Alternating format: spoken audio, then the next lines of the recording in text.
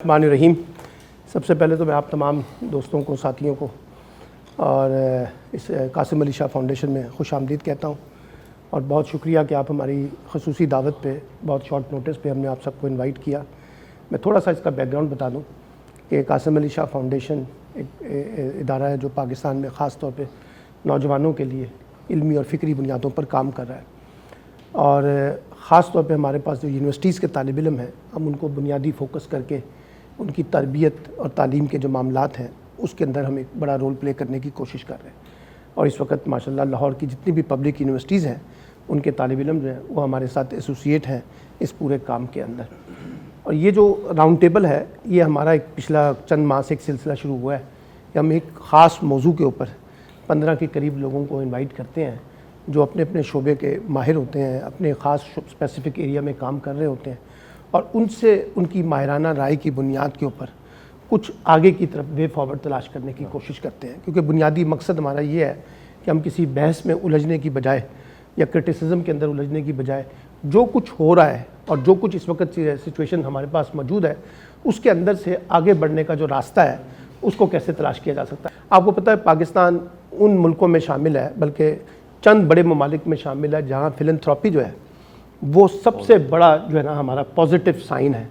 اور شکور صاحب خود بیٹھے ہوئے ہیں، ان کے سامنے میں نے بڑی بات کیا کرنی ہے، یعنی کہ پاکستان کے اندر اتنا پوٹینشل ہے کہ جب بھی کبھی اس طرح کے معاملات ہوں تو پاکستان کے اندر لوگوں کا جو رسپانس ہے وہ حکومتوں کے مقابلے میں، ریاست کے مقابلے میں جو لوگوں کا رسپانس ہے وہ بہت پازیٹیو ہوتا ہے، اور لوگوں میں بڑا پوٹینشل ہوتا ہے کہ وہ لوگوں کی آگے بڑھ کے مدد کر سکیں۔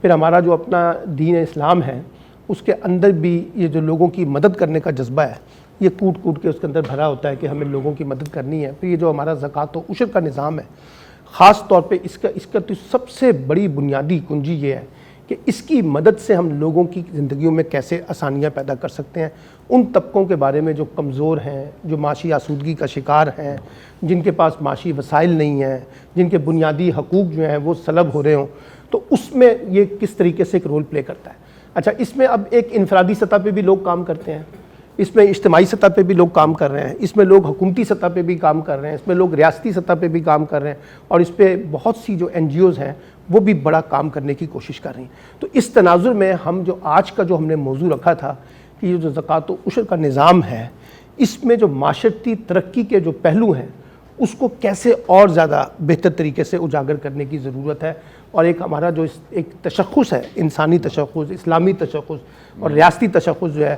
معاشرے کا جو تشخص ہے، اس کو ہم کیسے ری بلڈ کر سکتے ہیں کہ یہ جو ہماری اسٹرینتھ ہے اس کے ذریعے معاشرہ کیسے ڈیولپ ہو سکتا ہے۔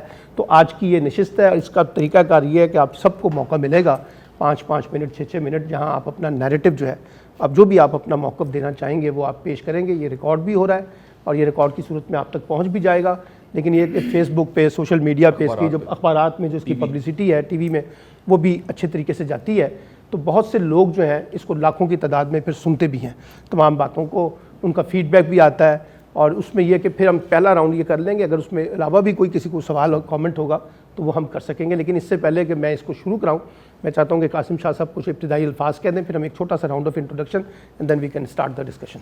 بہت بہت شکریہ سلمان عابد صاحب آپ کا۔ میں تمام دوستوں کا، تمام احباب کا، تمام سینئرز کا بڑا مشکور ہوں۔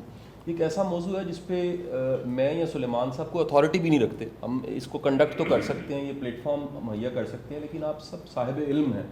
لیکن 2-3 چیزیں میں ضرور چاہوں گا، اگر ان چیزوں کو مد نظر رکھا جائے اور آج کی گفتگو کو آگے بڑھایا جائے تو ہمارے لیے، میری فاؤنڈیشن کے لیے بڑی آسانی ہو جائے گی۔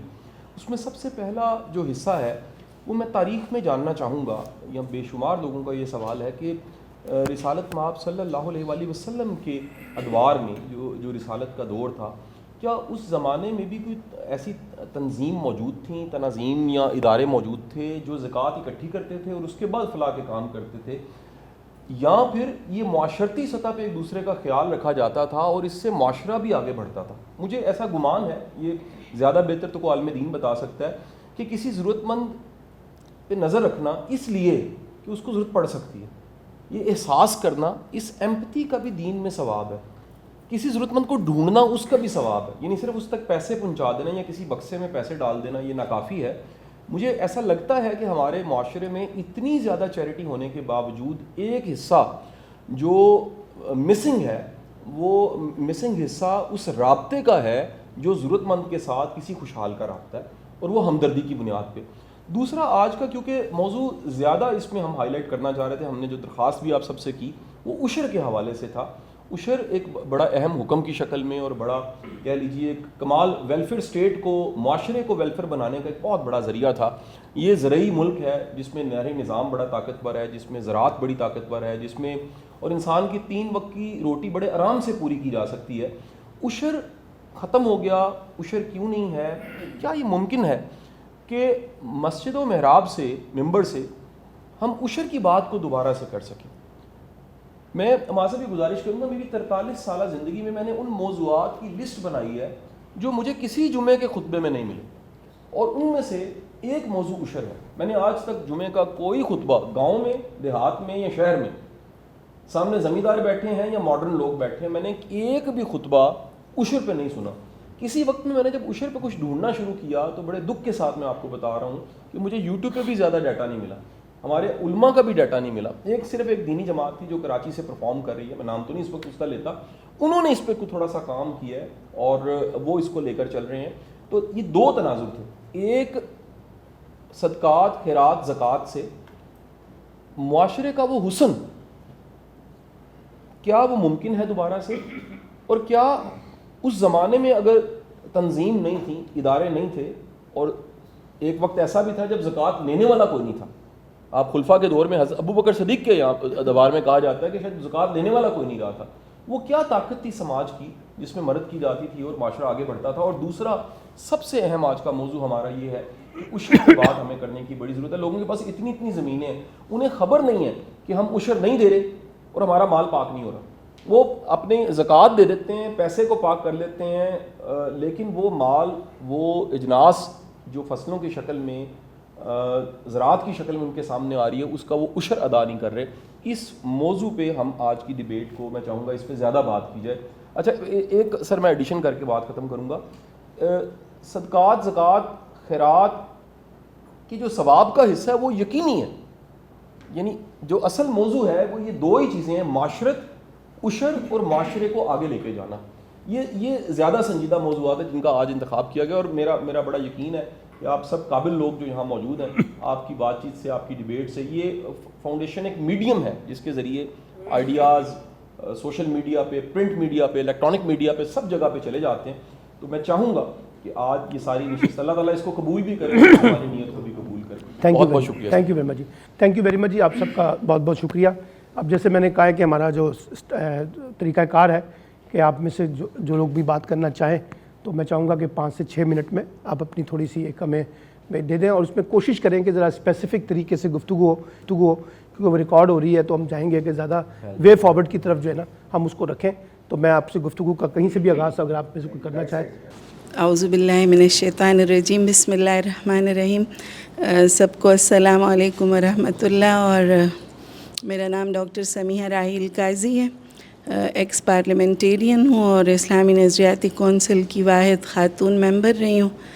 اور آج کل ایک یونین ہے ہماری، انٹرنیشنل مسلم ویمن یونین، جو 30 کنٹریز میں کام کرتی ہے، اس کی پریزیڈنٹ الیکٹ ہوئی ہوں.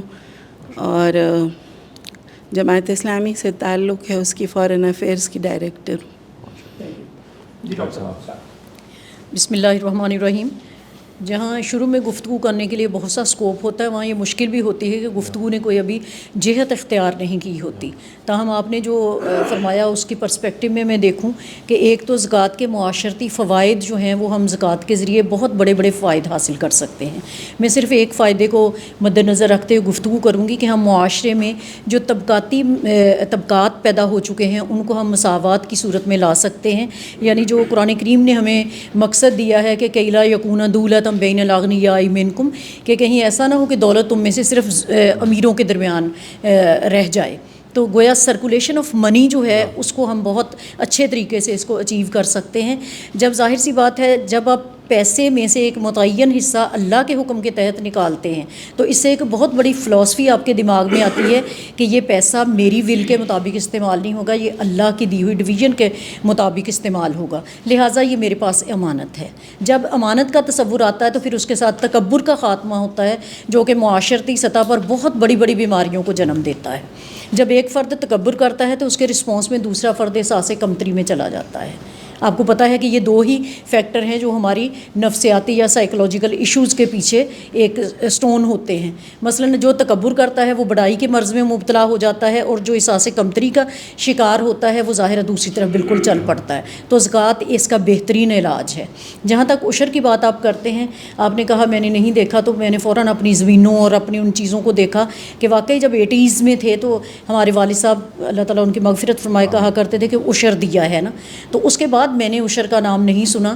پھر سوال یہ پیدا ہوتا ہے کہ اگر مالیہ لے رہی ہے گورنمنٹ تو وہ کس مد میں لے رہی ہے؟ دیکھیے بارانی اور نہری اس زمین دونوں پر جب عشر کے فرق ہوتا ہے کہ ایک پر 20% اور دوسرے پر کم ہوتا ہے، اسے نصف ہوتا ہے، تو وہ کس چیز کی مد میں مالیہ لیتے ہیں؟ آیا مالیہ وہ عشر کی صورت میں لیتے ہیں یا پانی پہنچانے کے معاوضے کے طور پر لیتے ہیں؟ تو یہ ایک بڑی اچھی اچیومنٹ ہوگی اگر اس پر اصحاب فکر جو ہیں وہ اس کو ریوائیو کروائیں کہ عشر جو ہے اس کو دوبارہ سے معاشرے میں سسٹم کو بحال کیا جائے، اور دوسرے زکوٰۃ جو ہے اس کا ایک اجتماعی نظام بنایا جائے۔ آپ نے کہا کہ وہ کون سی انسینٹیو تھا یا کون سی وہ چیز تھی جس کے تحت اسلامی معاشرے میں زکوٰۃ لینے والا نہیں ملتا تھا، تو ایک کی ٹپ ہے اس کے لیے کہ وہ جو حاکم وقت ہے اگر وہ عمر بن عبدالعزیز کی طرح سے اپنے گھر کو خود مٹی لگائے گا تو سب مسئلے حل ہو جائیں گے۔ ذرا آپ ان کا حل تلاش کیجئے کہ کس طرح بہت امارت سے تلاش کرنے نکلنا ہے۔ ہم نے حضرت عمر فاروق رضی اللہ عنہ کو، آپ نے کہا نا تلاش کرنا چاہیے، تو راتوں کو پہرا دیں جو ذمہ دار ہیں۔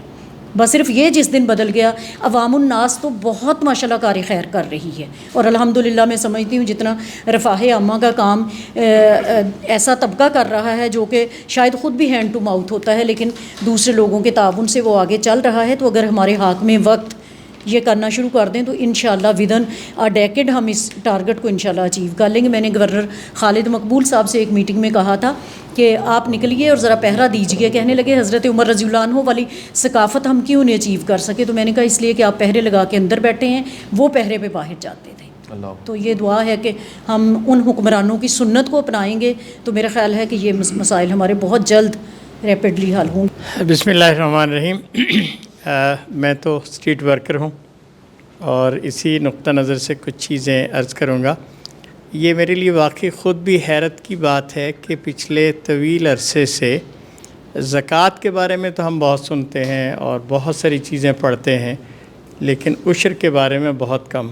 میرے والد عالم دین تھے، میں ان سے بھی پوچھا کرتا تھا تو کہتے تھے کوئی بندہ پوچھنے آئے تو ہم مسئلہ بتا دیتے ہیں۔ تو میں نے کہا پوچھنے کے لیے تو زکوٰۃ کا بھی آئے تو بتائیں گے آپ، لیکن اس پہ تو تقریریں بہت ہوتی ہیں اور اتنا لٹریچر تقسیم ہوتا ہے، تو یہ واقعی سمجھ سے بالا ہے، اور یہ میرا خیال یہ ہے کہ اس پہ ایک بڑی کمپین کی ضرورت ہے۔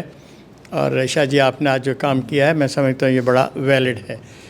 اس کا پھیلانا جو ہے یہ بہت ہی عام ہے۔ دیکھیے یہ زکوٰۃ تو سال میں ہے، یہ فصل پہ ہے۔ میں اگرچہ اس طرح کا یعنی فقہ کے مسائل کو تو نہیں جانتا، لیکن جو بات سادی سے سمجھ میں آتی ہے وہ یہ ہے کہ وَآتُوا حَقَّهُ یوم حصاد، جو ہی آپ کو پیداوار مل جائے اس کا حصہ نکالیں، اپنا گھر میں بعد میں لے کے جائیں، اس کو لوگوں کے اندر تقسیم کر دیں تاکہ ان کو پہنچ جائے، ان کو مل جائے۔ اور میں اگر آج صبح دیکھ رہا تھا تو کہ پاکستان کے اندر اس وقت جو مجموعی طور پر زرعی زمین ہے وہ کوئی 5 کروڑ ایکڑ رقبہ ہے۔ اس کا 40% گندم بوئی جاتی ہے۔ میں تھوڑی دیر کے لیے سمجھ لوں کہ یہ ساری گندم بوئی جا رہی ہے، اور اگر اس سارے کو دیکھیں ہم تو یعنی اوسطاً وہ جو ہے نا جس میں بہت زیادہ بیج کھاد نہ بھی ڈالی جائے تو 20 من تو گندم ضرور اس کے اندر سے ہو جاتی ہے، اچھی ہو تو 40-42 من تک بھی وہ سلسلہ چلتا ہے۔ اور اگر ہم دیکھیں کہ پاکستان کے اندر جو آبادی ہے اس میں فیملیز، اگر ہم کہتے ہیں کہ ہم 25 کروڑ ہیں اور 5 افراد کی ایک فیملی ہے تو یہ تقریباً 5 کروڑ گھرانے ہیں، اور ہمارے پاس 5 کروڑ ایکڑ جگہ ہے جو پیداوار دے رہی ہے۔ اور یہ عام طور پہ سال میں 2 دفعہ، لیکن ہم اگر ایک دفعہ کے نقطہ نظر سے بھی دیکھیں اور 5% ہی سمجھیں کہ یہ بارانی نہیں ہے، نہری ہے، آپ اپنے اس کے حساب سے کرتے ہیں، تو عشر کا اتنا بڑا پیداوار کا حصہ آئے گا کہ آپ امیجن نہیں کر سکتے. یعنی 5 کروڑ گھرانوں کے لیے، ظاہر سارے تو عشر لینے والے ہیں نہیں نا جی، اس میں بڑی تعداد وہ ہے، تو کوئی بھوکا نہیں رہ سکتا. لیکن اس کو نظام بنایا جائے. اب ہم کہتے ہیں نا نظام عشر، تو نظام نہیں ہے. یعنی عشر کے قوانین بھی ہیں، زکوٰۃ کے قوانین بھی ہیں، لیکن پاکستان میں نظام نہیں ہے. اور یہ جو NGOs وغیرہ اس میں داخل ہوتی ہیں تو یہ تو بنیادی طور پہ اس گیپ کو پورا کرتی ہیں جو حکومت کے نظام نہ ہونے کے سبب سے یہ اتنا بڑا گیپ موجود ہے. اور رسول اللہ صلی اللہ علیہ وسلم کے زمانے میں جو آپ نے فرمایا تو وہ تو بیت المال یہ کام کیا کرتا تھا، اور بیت المال کی موجودگی میں کسی انڈیویجول کی ضرورت نہیں تھی کہ وہ اس طرح کی کسی کمی کو پورا کرنے والا ہو. اب چونکہ یہ سسٹم موجود نہیں ہے تو بہرحال کسی کو تو آگے آنا ہے. البتہ آگے آنے میں جو چیز سمجھنے کی ہے وہ یہ ہے کہ کیا صرف مدارس اس کو جمع کریں اپنے لیے، جیسے کھالیں ہم لوگ جمع کرتے ہیں تو کسی خاص سمت میں چلے جاتے ہیں، یا یہ عامت الناس تک ہے، اس بندے تک بھی ہے جو بیچارہ کبھی مسجد نہیں گیا ہے لیکن بھوک مر رہا ہے اور کسی ایسی جگہ پہ موجود ہے جس کے ساتھ. تو یہ تعلیم کا سلسلہ عام کرنے کا جو سیٹ اپ ہے، میرا خیال ہے ہمیں اس کی طرف آگے جانا ہوگا کہ عشر ایک اسی طرح کا حق ہے جیسے زکوٰۃ ہے، اور اس کو نہ دینے والا بھی اتنا ہی گنہگار ہے جتنا زکوٰۃ نہ دینے والا ہے. اور پھر یہ ہے کہ اس کی ادائیگی ایز سون ایز پاسبل. آپ کی فصل تیار ہوئی اور آپ نے اس کو دینے کا انتظام کر لیا تاکہ اس کے ساتھ ہی یہ ساری صورت بن جائے. تو میں سمجھتا ہوں کہ اس کے جو اثرات معاشرے پہ ہوں گے وہ تو ناقابل یقین ہے. آپ سوچ بھی نہیں سکتے کہ کتنا بڑا انقلاب آ جائے گا اگر اس کا نظام مرتب ہو جائے. تو میں باقیوں کے لیے گنجائش چھوڑتا ہوں. بسم رب محمد کریم علیہ الصلاۃ والتسلیم. سب سے پہلے تو قاسم علی شاہ صاحب ان کو اور ان کے سارے ذمہ داران کو مبارکباد. یہ ہمیشہ زندہ موضوعات جو معاشرے کے ساتھ معاشرے کی براہ راست بہتری کے حوالے سے کوئی اپنا کنٹریبیوشن دے سکتے ہیں ان موضوعات کو زیر بحث لاتے ہیں. اور یہ جو آپ نے ایک نئی ترتیب اور نیا نظم قائم کیا ایک تھنک ٹینک کے طور پہ، میں بڑا پر امید ہوں اس سے، اور دعا بھی رکھتا ہوں اور یقین بھی رکھتا ہوں کہ انشاءاللہ العزیز آئندہ آنے والے دنوں میں اس معاشرے کو فکری سطح پر مالا مال کرنے میں قاسم علی شاہ فاؤنڈیشن جو ہے وہ اپنا ایک منفرد کردار جو ہے وہ ایک نئے انداز میں بھی جاری رکھے گی. جہاں تک آج کے موضوع کا عنوان ہے، یہ بڑا ہی، میں اس راستے میں آتے ہوئے سوچ رہا تھا کہ جس موضوع پہ قاسم علی شاہ فاؤنڈیشن نے آج یہ نشست رکھی ہے، اس پہ شاید آج سے کچھ 40-50 سال پہلے ایک نشست رکھی جانی چاہیے تھی. ہم بہت دیر سے آئے لیکن بہرحال خیر کی طرف جب واپس آئیں اس کا یہ حسن ہوتا ہے. ہاں جی، ان کی پیدائش تو وہ یعنی ان سے پہلے کا کوئی جو شاہ جی تھا اس کو یہ کام کرنا چاہیے تھا. یہ اپنے سے پہلے والے بہت سارے شاہ صاحب جو ہیں ان کا جو ہے فرض کفایہ ادا کرتے ہوئے انہوں نے اس کو لیا. دیر آئے درست آئے، اللہ تعالیٰ اس میں برکت دے. یہ عنوان از خود ابھی سوال ہوا تھا آپ کی طرف سے کہ ایک دعوت فکر تھی کہ زکوٰۃ پہ تو بڑی تفصیل سے بات ہوتی ہے، عشر پہ کیوں نہیں بات ہوتی. تو یہ کوئی بہت زیادہ دینی معاملے سے زیادہ میں ایک طالب علم کے طور پہ دیکھتا ہوں کہ یہ شاید سماجی معاملہ ہے، اور سماج سے اس کا بڑی گہری جڑت ہے. اس کا سبب یہ ہے کہ ہمارے ہاں عمومی طور پہ پچھلی کوئی نصف صدی سے بالخصوص، اور کچھ تھوڑا اور پیچھے بھی جائیں تو شاید بالعموم، محراب و منبر سے وابستہ آدمی جو ہے وہ سوسائٹی کے مؤثر لوگوں پر ڈپینڈنٹ ہوتا ہے، اور اسے اپنے موضوعات کا، عنوانات کا انتخاب کرتے ہوئے کہیں نہ کہیں اپنے سامعین جو ہیں ان کے مزاج اور ان کے جو انٹرسٹ ہیں ان کو بھی مد نظر رکھتے ہوئے اسے کرنا پڑتا ہے. ہم اس کا اقرار کریں یا نہ کریں لیکن یہ بنیادی سچائی ہے، اور ہم سمجھ سکتے ہیں. میں کیونکہ خود ایک دیہاتی آدمی ہوں اور زمین سے وابستہ ہوں، اس لیے میں اس کرب کو بہت بخوبی محسوس کر سکتا ہوں کہ ایک بہت بڑا عالم دین جس کا ایک سماجی ایک بڑا اثر و نفوذ ہوتا ہے اپنے ارد گرد کے ماحول میں، وہ بھی بڑی ہمت کر کے بھی کوشش نہیں کر پاتا کہ وہ جو اس کے سامنے بیٹھے ہوئے پہلی صف میں، جن کے لیے صف میں جگہ چھوڑ دی جاتی ہے، جن کے لیے کپڑا رکھ دیا جاتا ہے یا کوئی چیز ایسی نشانی مرتب کر دی جاتی ہے، جو بالکل آخری وقت میں نماز میں شامل ہوتے ہیں اور پہلی صف میں جگہ پاتے ہیں، اسے ان کے مزاج کو مد نظر رکھتے ہوئے فیصلہ کرنا پڑتا ہے کہ میں نے آج کا جو خطبہ ہے، آج کی گفتگو جو ہے اسے کیسے مرتب کرنی ہے.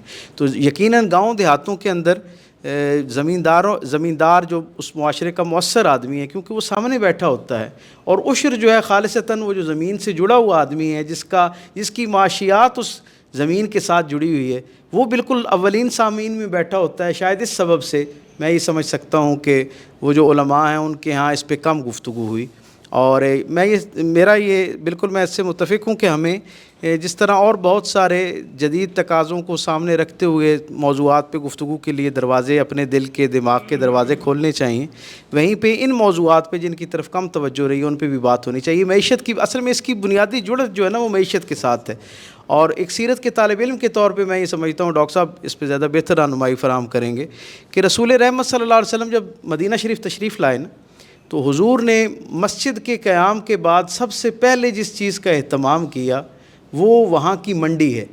منڈی کا مطلب کیا ہے؟ لوگ تو یقیناً اس سے پہلا مطلب یہی سمجھتے ہیں کہ لوگوں کے لیے کسب معاش کے ذرائع جو ہیں ان کی ایک علامت ہے، استعارہ ہے۔ میں یہ سمجھتا ہوں کہ منڈی کا قیام، مجھے ایک 1500 برس کے مسافت پر بیٹھے ہوئے اپنے ایک امتی کے لیے حضور کا پیغام یہ ہے کہ منڈی کسب معاش کا ذریعہ تو ہے ہی ہے، یہ معاشرے کے اندر وہ جو ایک سماجی ناہمواری ہے اس کو دور کرنے کا بھی ایک ذریعہ ہو سکتا ہے۔ اسی لیے تاجروں کے لیے اور تجارت سے وابستہ لوگوں کے لیے اتنی ساری بشارتیں موجود ہیں، وہ اسی سبب سے ہیں کہ وہ ایک بہت بڑا ذریعہ ہو سکتا ہے۔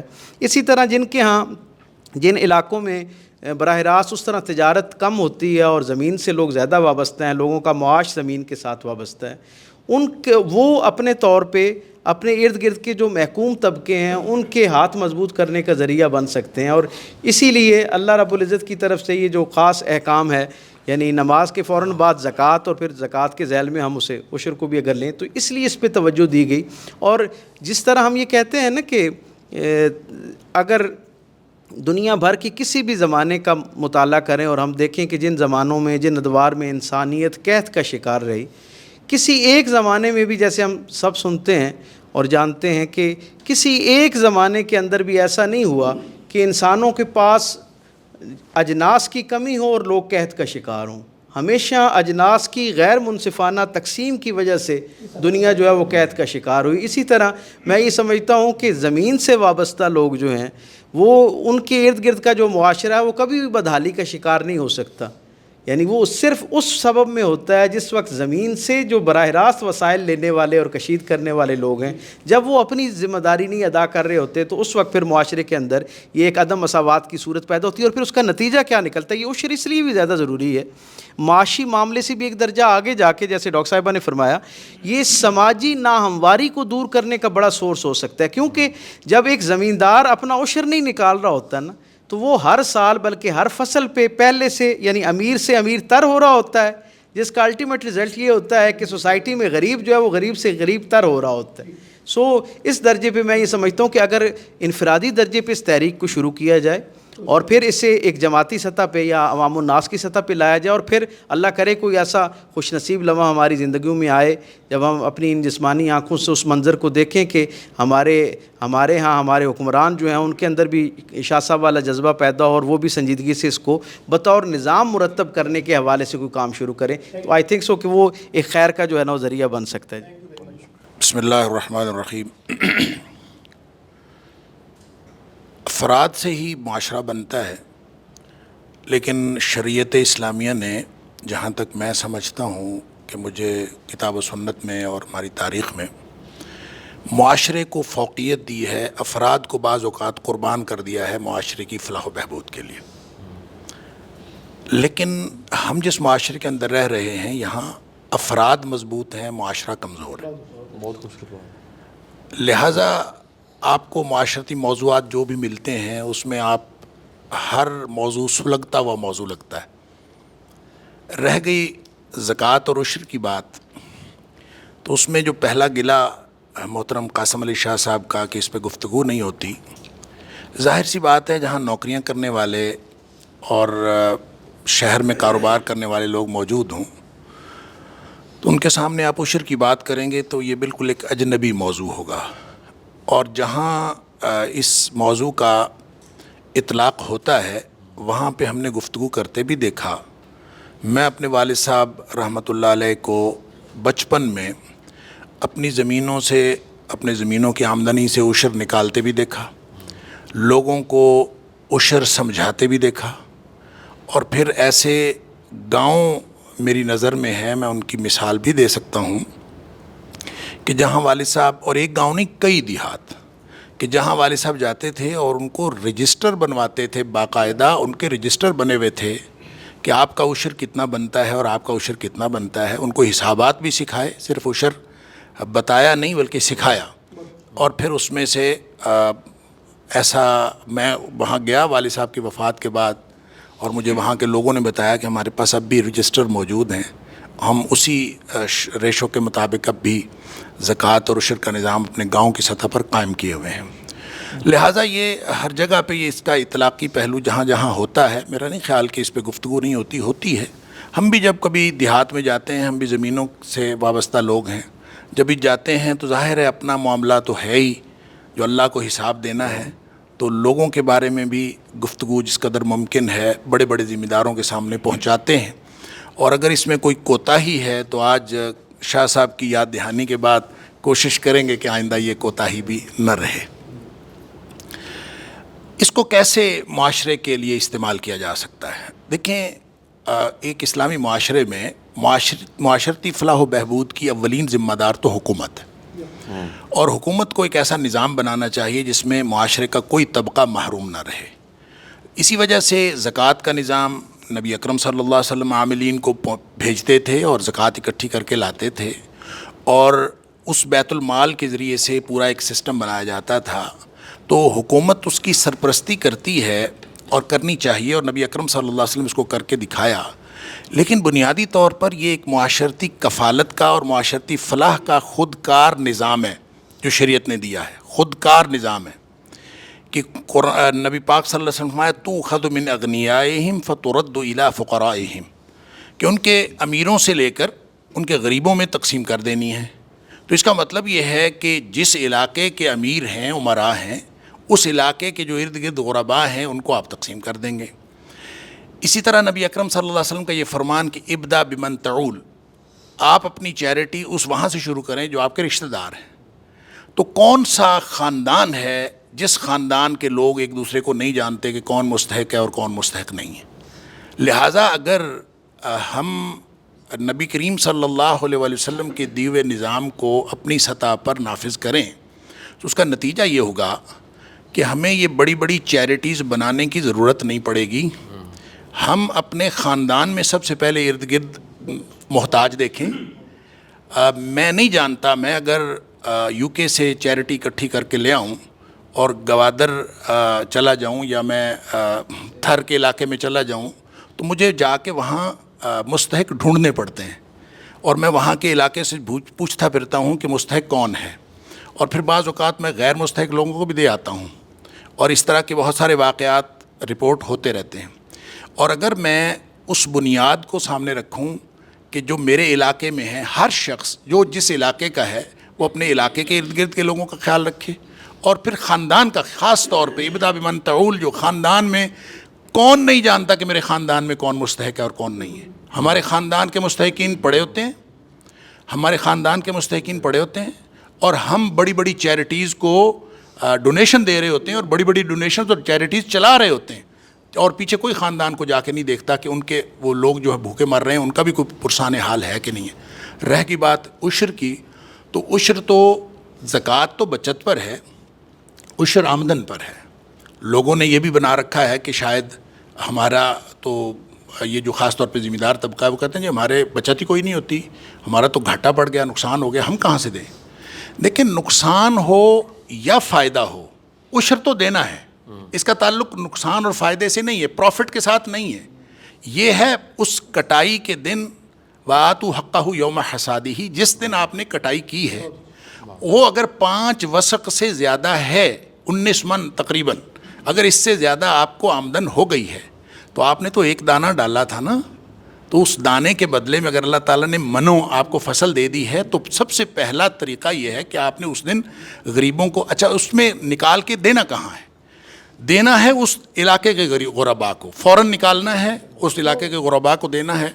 सूरतुल क़लम के अंदर एक बाग वालों का किस्सा है کہ جس میں قرآن کہتا ہے کہ ان لوگوں نے جب وہ ان کا باپ فوت ہو گیا تو ان بھائیوں نے پروگرام یہ بنایا کہ جس دن ہم باغ کی کٹائی کے لیے جائیں گے نا تو مسکین کوئی نہ آ جائے وہاں. اس کا مطلب ہے سسٹم اصل میں یہ ہے کہ جو ارد گرد کے مسکین ہیں وہ وہاں پہ موجود ہوں اور آپ وہاں سے نکالیں اور ان مسکینوں میں تقسیم کریں.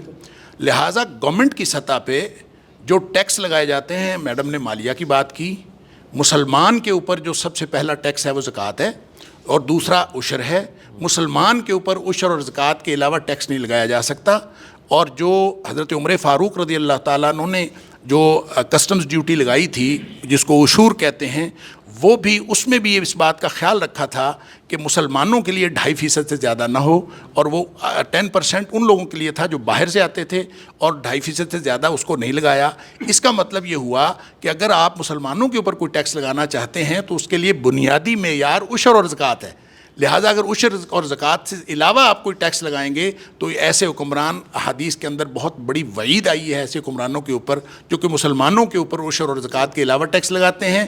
لہٰذا میرے چچا مولانا معین الدین لکھوی رحمۃ اللہ علیہ نے پارلیمنٹ میں کھڑے ہو کے آج سے 20 سال پہلے, شاید اس سے بھی زیادہ پہلے, 25 سال پہلے, انہوں نے پارلیمنٹ میں کھڑے ہو کے کہا تھا کہ آپ صرف عشر کا نظام یہاں پہ رائج کر دیں, آپ کی آمدنی ختم ہی نہیں ہوگی, آپ کے وسائل اس قدر ہو جائیں گے, آپ کی معیشت جو ہے اس کے بعد کوئی کسی سے مانگنے کی ضرورت پیش نہیں آئے گی. السلام علیکم. بہت ہی خوبصورت, ماشاء اللہ. بسم اللہ الرحمن الرحیم. سب سے پہلے محترم قاسم علی شاہ صاحب کا شکر گزار ہوں, ان کی پوری ٹیم کا. آج کا جو موضوع ہے یہ بہت اہم ہے. اس طرح کے جو موضوعات ہیں ان کو منظر عام پہ لانا چاہیے, بیان بھی کرنا چاہیے.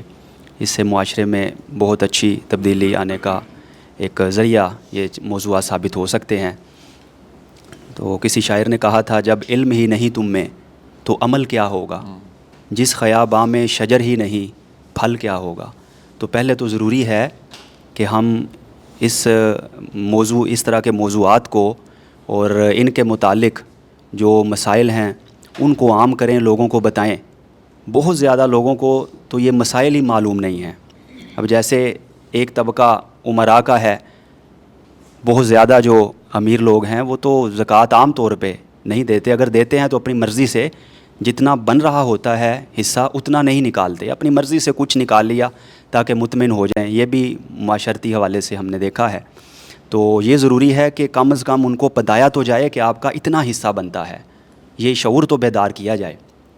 اور اسی طرح دوسرا جو بہت اہم پہلو ہے, ابھی بات ہو رہی تھی دور رسالت مآب صلی اللہ علیہ وآلہ وسلم کے حوالے سے, تو نبی کریم صلی اللہ علیہ وآلہ وسلم نے یہ جو نظام قائم فرمایا تھا, نظام زکوٰۃ اور عشر کا, اس میں آپ صلی اللہ علیہ وآلہ وسلم نے جو عاملین مقرر فرمائے, یہ بڑی اہم بات ہے. وہ جو مقرر فرمائے مختلف اصحاب تھے, ان میں سے 3 جو ہیں وہ عشرہ مبشرہ میں شامل ہیں. حضرت عمر فاروق رضی اللہ تعالیٰ عنہ, حضرت عبد الرحمن بن عوف رضی اللہ تعالیٰ عنہ, حضرت ابو عبیدہ بن الجراح رضی اللہ تعالیٰ عنہ. یعنی جو اس معاشرے کے بہترین, سارے صحابہ بہترین لوگ ہیں, لیکن ان میں سے بھی جو عشرہ مبشرہ تھے, زیادہ بہتر تھے, ان کو آپ صلی اللہ علیہ وآلہ وسلم نے عاملین زکوٰۃ کے طور پر مقرر فرمایا. اور اتنے بہترین لوگوں کے باوجود پھر ان کے اوپر بھی ایک محاسب رکھا جو حضرت سیدنا زبیر بن عوام ہے. تو یہ پورا نظام ہے. پہلی بات تو یہ ہے کہ جو زکوٰۃ کے کام کرنے والے ہیں زکوٰۃ کے حوالے سے, حکومتی سطح پر یا محلے کی سطح پر یا بستی کی سطح پر, کسی سطح پر بھی کام کر رہے ہیں, ان کی دیانت اور امانت جو ہے وہ اعلیٰ درجے کی ہونی چاہیے. ایک تو یہ بات بڑی اہم ہے.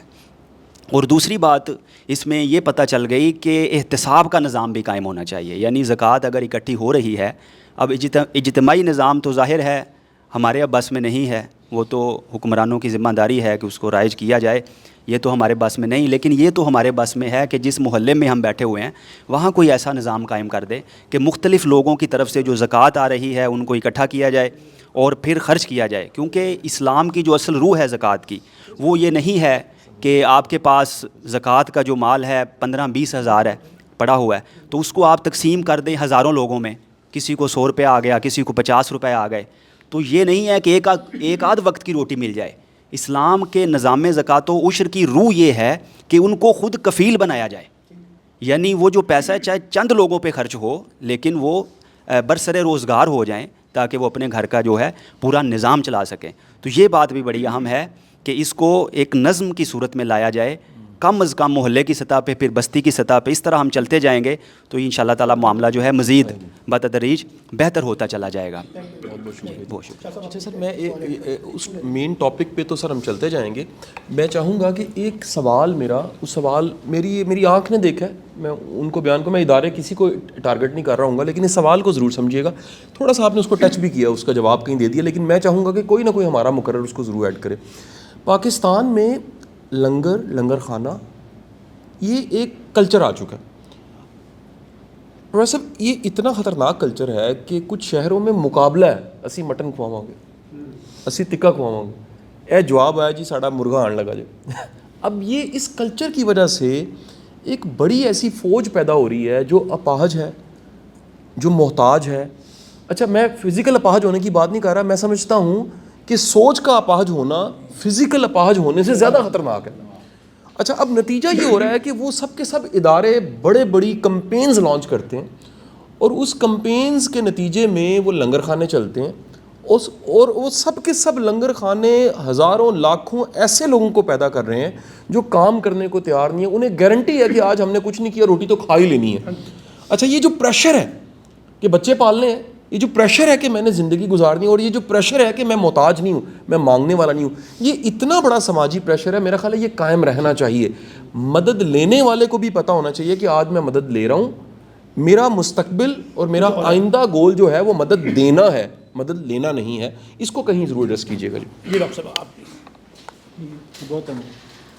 آپ نے بالکل میری بات سے پہلے آپ نے بالکل وہی بات کی جو میں کہنا چاہ رہی تھی. ہم نا یہ جو مختلف ڈیزاسٹر آ رہے ہیں اس میں ہمیں لگ رہا ہے کہ جیسے خدا نخواستہ ایک بھکاری قوم بنتی چلی جا رہی ہے. ایک تو ڈیزاسٹر ہے، لیکن اس کے ساتھ جو وہ لوگ کام کرنے کو تیار نہیں ہوتے، بس مفت کی چیز آ رہی ہے، کوئی بھی چیز وہ کام کرنے کے لیے تیار نہیں ہوتی. جیسے بنگلہ دیش میں ہزاروں جو عورتیں ہیں وہ کام کرتی ہیں، اور ہم نے بے نظیر انکم سپورٹ پروگرام کے تحت ہم وہ پیسے دیتے ہیں، تو وہ بالکل بس مفت کے ان کو پیسے مل رہے ہیں اور وہ کوئی کام نہیں کر رہی. جبکہ بنگلہ دیش کی جو اکانومی ہے وہ اسی لیے اتنی زیادہ سٹرونگ ہو گئی ہے.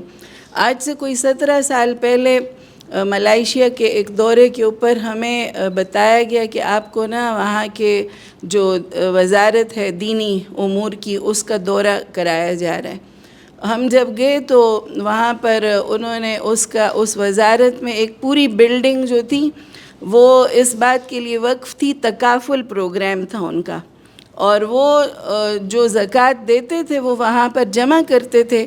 اور چونکہ زکوٰۃ میں یہ کہ تملیک اور ملکیت ضرور ہو جس کو دی جا رہی ہے، تو وہ ان لوگوں کو بطور ورکر یعنی انڈسٹریز ان کے لیے لگا رہے تھے، اور وہ جو ورکر اس میں تھے ان کے شیئرز ان کو دے رہے تھے. اور انہوں نے کہا کہ ہمارا سیٹ اپ اتنا زیادہ کامیاب ہو گیا کہ جن لوگوں کو ہم زکوٰۃ دیتے ہیں وہ کچھ عرصے کے بعد ہمیں زکوٰۃ دے رہے ہوتے ہیں. یعنی اتنا ان کی وہ انڈسٹری جو ہے وہ اس سے چل پڑتی ہے، مشینری لگاتے ہیں، اس سے وہ جو ان کی پروڈکشن ہوتی ہے اس میں پھر اور اس میں چونکہ معاش اور معیشت کا زیادہ تعلق مردوں سے ہوتا ہے، لیکن انہوں نے خواتین کے لیے الگ اس میں جو کاٹیج انڈسٹری تھی اس میں اور اس کا بھی ہمیں انہوں نے دورہ کرایا. تو جو ویسٹ مینجمنٹ تھی وہ بہت زیادہ اس کو سلیقے کے ساتھ کاغذ کا ویسٹ اور ان سب سے وہ چیزیں بنا کے تو وہ بیچا کرتی تھیں.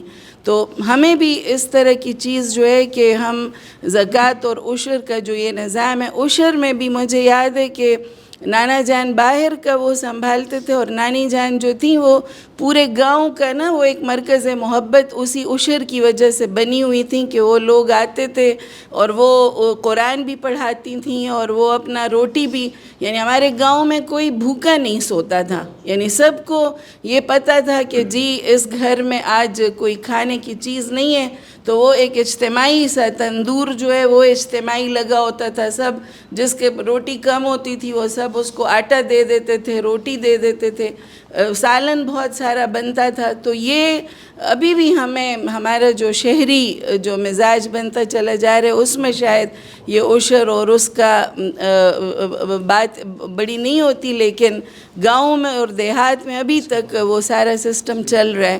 تو ہمیں میں شکر گزار ہوں قاسم بھائی کی کہ ہمیں اکٹھا کیے, اور انشاءاللہ پریکٹیکل جو سلوشنز ہیں وہ یہی ہیں کہ ہم یہ نظام قائم کرنے میں ایک دوسرے کی مدد کریں.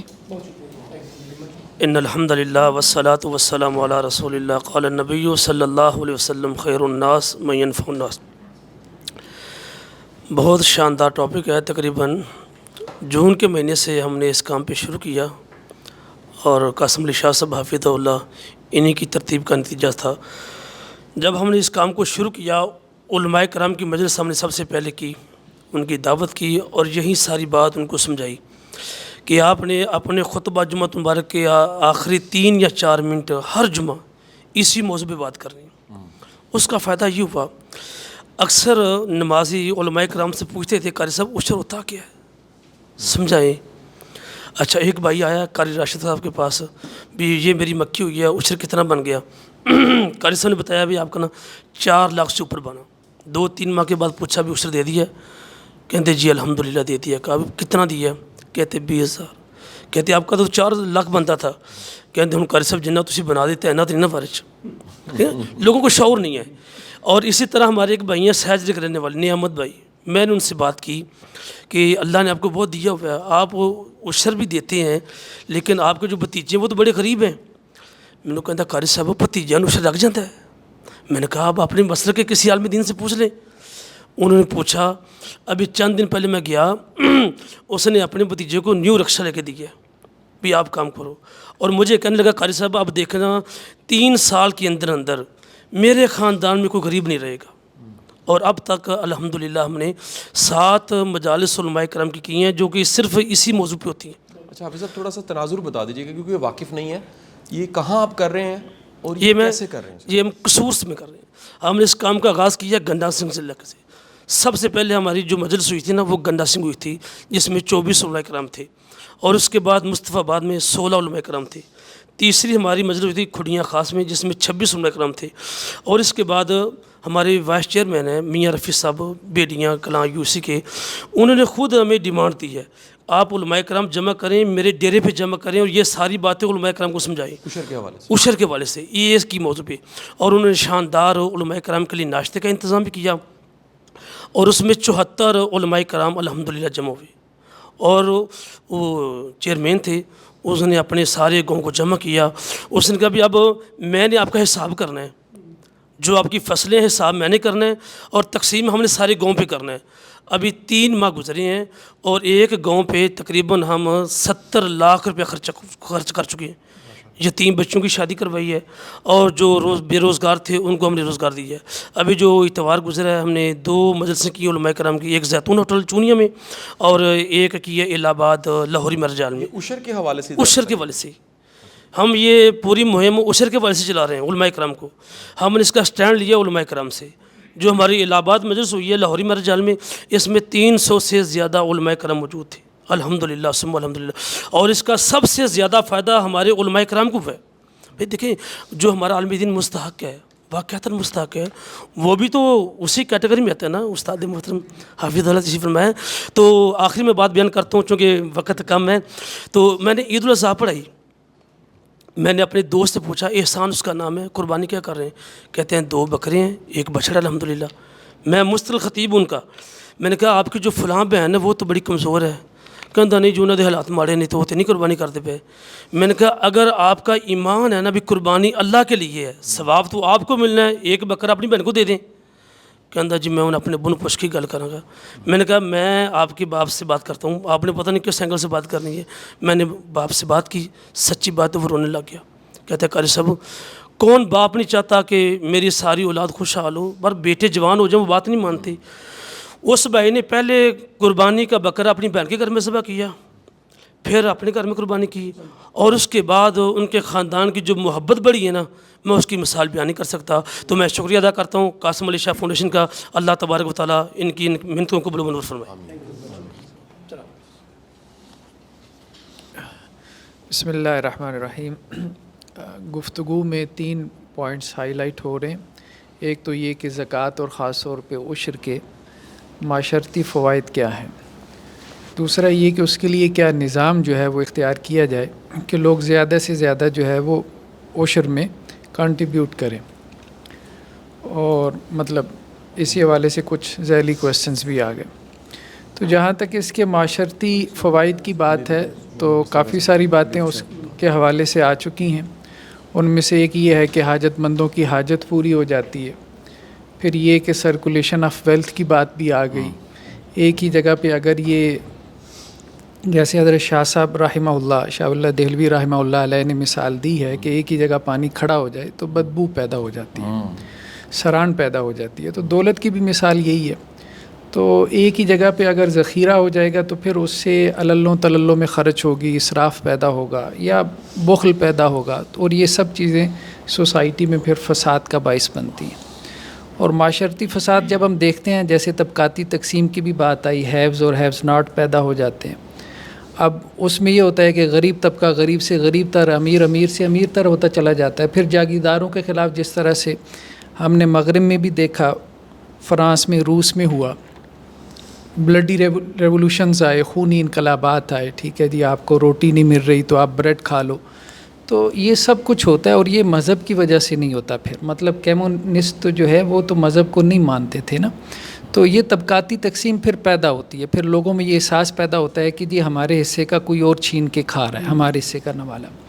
پھر معاشرے میں فساد برپا ہوتا ہے. تو یہ جب تک سرکولیشن آف ویلتھ نہیں ہوگی تو ہم معاشرے کو جو ہے وہ تباہی کے دہانے پہ پہنچنے سے نہیں بچا سکتے. پھر اس میں برادرہڈ کا کانسیپٹ ہے. پھر یہ ہے کہ مطلب ایک اخوت اور بھائی چارہ پیدا ہوتا ہے، اس سے معاشرے میں ہارمنی پیدا ہوگی. جب امیر جو ہے وہ غریب کو اپنے ساتھ شریک کرے گا تو ظاہری بات ہے اس کے لیے ہمدردی کے جذبات پیدا ہوں گے. ہوتا یہی ہے ہمارے یہاں خاندانوں میں، فیملیز میں ہم دیکھتے ہیں کہ جو آگے نکل جاتا ہے تو دوسرے اس سے حسد کرنا شروع ہو جاتے ہیں. ایک فطری سی بات ہے کہ اس کے بچے پیچھے رہ گئے. تو جب وہ تقسیم نہیں کرے گا ان میں تو ان کا دل بھی ٹھنڈا نہیں ہوگا، تو اس سے پھر آگے مسائل پیدا ہونا شروع ہو جاتے ہیں. اسی طرح سے اکنامک جو ہمارے ہاں مطلب معاشی خوشحالی کی بات ہوئی، یہ بہت اہم بات ہے. ایون کہ میں کچھ سٹیٹسٹک دیکھ رہا تھا کہ ہمارے ہاں ہم 10 بڑی جو اجناس ہیں ان میں ہم مطلب ٹاپ 10 میں آتے ہیں. جیسے گندم ہے، کنو ہے، چاول ہے، کاٹن ہے. ٹھیک ہے، اب کاٹن میں اور شوگر کین کے اندر ہم 5ویں نمبر پر ہیں دنیا میں. صرف شوگر کین میں ہم جو ہے وہ 67 ملین ٹنز جو ہے وہ ہماری پروڈکشن ہے. گندم میں ہماری 25 ملینز ہے. ابھی جو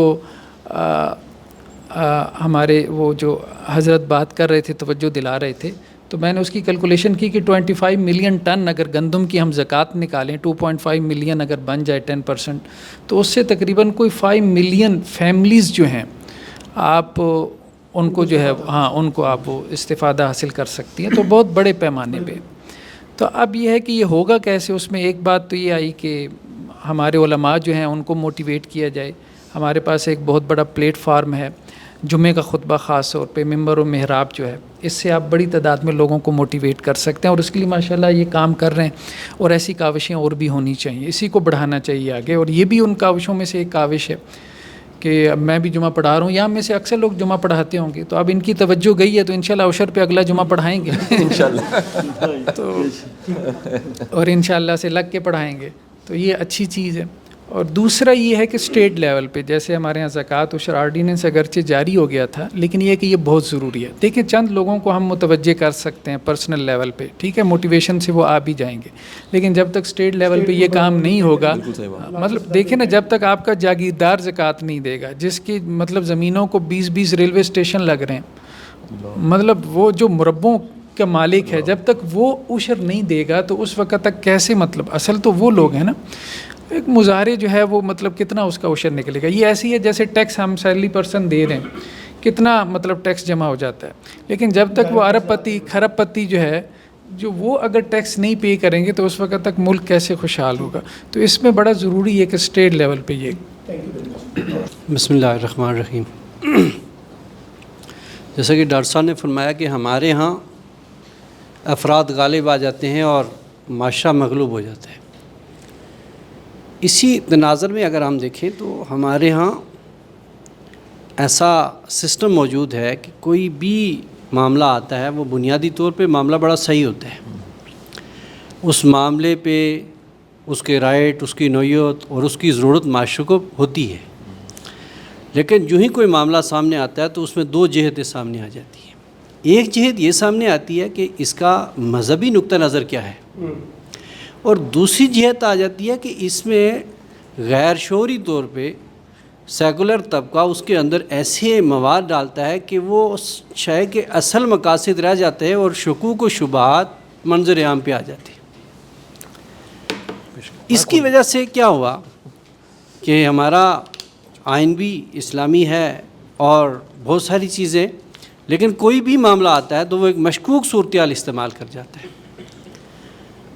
اس سے ایک تو یہ نقطہ نظر آیا کہ ریاستی سطح پر کوئی بھی معاملہ آتا ہے تو وہ مشکوک بن جاتا ہے. خواتین کا بل آ گیا اور بھی کوئی بھی چیزیں تھیں ان کو مشکوک بنا دیا جاتا ہے. دوسری صورتحال یہ ہے کہ ہمارا جو اجتماعی نظم ہے دین کا، اس کے اوپر کسی طریقے سے بات نہیں ہوتی. نماز کا نظام ہے، یہ اجتماعی نظم ہے. زکوٰۃ کا یہ اجتماعی نظم ہے. BBC کی ایک رپورٹ میں نے پڑھی کہ پاکستان کا میجورٹی طبقہ ریاست کے زکوٰۃ کے لینے اور اس کی ڈسٹریبیوشن پہ مطمئن نہیں ہے، اور یہ رپورٹ موجود ہے. بینکوں کے پاس بھی طبقاتی نظام موجود ہے، وہ بھی کوئی سسٹم نہیں. تو اس سوچ فکر کو آگے بڑھانے کی ضرورت ہے. جیسا کہ شاہ صاحب نے فرمایا کہ آپاج ہونا اور مسئلہ ہے، لیکن ذہنی اور نفسیاتی آپاج ہونا بہت بڑا مسئلہ ہے. اس کی صورتحال سے جو نظام کے حوالے سے ہمارا نظام تھا کہ نظام زکوٰۃ، نظام عشر، آپ صلی اللہ علیہ وسلم کی زندگی میں اس کا اور صحابہ اکرام کی زندگی میں اس کا بہترین نظام ہے، محصلین کا، زکوٰۃ کا. پھر مانین زکوٰۃ کے بارے میں بکر صدیق رضی اللہ تعالیٰ عنہ کے دور میں.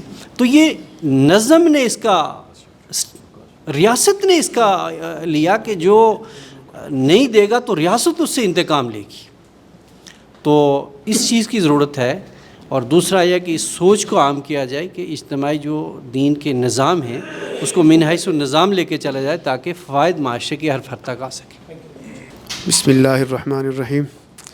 سب سے پہلے تو میں توجہ دلانا چاہوں گا اس ستم ظریفی کی طرف کہ جو دین کے احکامات ہیں اور معاشرتی سلگتے ہوئے مسائل ہیں، ان کی طرف جو دین کے براہ راست خادم ہیں ان کی توجہ یقیناً جاتی ہے، لیکن وہ معاشرے میں اس کو نمایاں نہیں کر پاتے.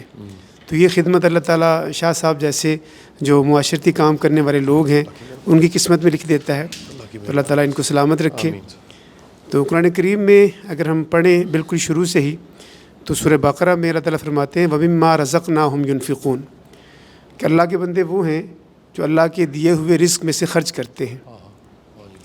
اب اگر ہم اس کو دیکھیں کہ جیسے شاہ صاحب نے اپنے سوال میں بھی کہا کہ عشر کا نظام جو ہے وہ ایک طرح سے غائب ہو گیا ہے ہمارے معاشرے سے، لیکن ابھی ڈاکٹر صاحب نے بھی فرمایا اور میں نے بھی اپنا بچپن ایک گاؤں میں گزارا ہے، تو وہاں سچی بات ہے کہ ہر سال اشتہار چھپا کرتے تھے کہ عشر کس طرح دیا جانا چاہیے، اس کے استعمالات کیا ہوتے ہیں. اور شاید اس علاقے میں ابھی بھی ایسا ہی ہو کیونکہ اب وہاں پر جانا کم ہوتا ہے، لیکن جو برانی علاقے ہیں شاید وہاں پر عشر کا نظام ابھی بھی کسی حد تک قائم ہو. جو نہری علاقے ہیں وہاں پر چونکہ کسی نے یہ پڑھ لیا کہ نہری زمین پر عشر نہیں ہوتا، وہاں نصف عشر ہوتا ہے، تو انہوں نے کہا چونکہ نصف عشر ہے تو یہ اور چیز ہے، تو شاید وہاں پر وہ نظام قائم نہ رہ سکا. لیکن برانی علاقوں میں عشر کا نظام کسی حد تک ابھی بھی قائم ہے. یقیناً حکومت اس کی سرپرستی نہیں کرتی، نہ لینے میں نہ خرچ کرنے میں. وہاں پر مدارس ہیں جو یہ کام کرتے ہیں، اور مدارس کے تحت ابھی بات کی گئی کہ جو عشر ہے اس میں صرف یہی نہیں کہ جو مطلب باقاعدہ ایک ٹیکس دے دیا جائے. جب ہم نے دیکھا، ڈاکٹر صاحب نے بھی اس کا مشاہدہ کیا ہوگا کہ جب فصل اٹھتی تھی نا، یعنی جب گا لیا جاتا، یعنی کہ گندم کو سٹوں سے نکال لیا جاتا، تو اس کے بعد سب سے پہلے جو گاؤں کے ہوتے نا مطلب مستحقین، یعنی کہ میں الفاظ استعمال کر رہا ہوں، اللہ تعالیٰ مجھے معاف فرمائے، کسی کی انسلٹ مقصد نہیں ہے. یعنی موچی مصلی لوہار جو تھے ان کو پہلے بلایا جاتا کہ تم اپنا حصہ لے کے جاؤ، اور وہ عشر کے الگ ہوتا، یعنی عشر سے الگ یہ صدقات دیے جاتے تھے.